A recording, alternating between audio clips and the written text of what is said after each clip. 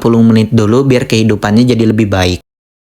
Oke guys, jadi itulah ya pembahasan alur cerita Lookism ya dari chapter 30 sampai 40 ya guys. Jadi yang gue bilang juga sebelumnya, kalau misalkan kayaknya gue bakalan fokus di alur cerita aja. Jadi gue nggak mau Lookism aja ya. Jadi targetnya gue bikin alurnya sampai chapter 50. Habis itu bikin alur cerita yang lainnya, manual lainnya. Terus nanti di minggu selanjutnya lanjut lagi Lookism gitu ya. Jadi nggak cuma Lookism ya. Jadi ya bantu dukungannya ya. Jadi kalau misalkan kalian juga mau donasi bisa ya, atau kalian bisa request ya, yang paling gede sawerianya di requestan mau bahas alur apa, nanti gue bakalan bikinin gitu ya guys ya. Oke guys, jadi untuk video kali ini mungkin cukup sekian aja ya. Jika kalian suka dengan video ini silahkan di like, komen, dan share ke teman-teman kalian, dan jangan lupa juga buat support gue dengan cara sesimpel mungkin, yaitu dengan cara subscribe, dan jangan lupa juga buat nyalain lonceng notifikasinya supaya kalian tahu update video-video terbaru dari channel ini ya guys. Oke lah guys, terima kasih yang udah menonton video ini sampai akhir, kurang lebihnya mohon maaf, dan sampai jumpa lagi di video selanjutnya.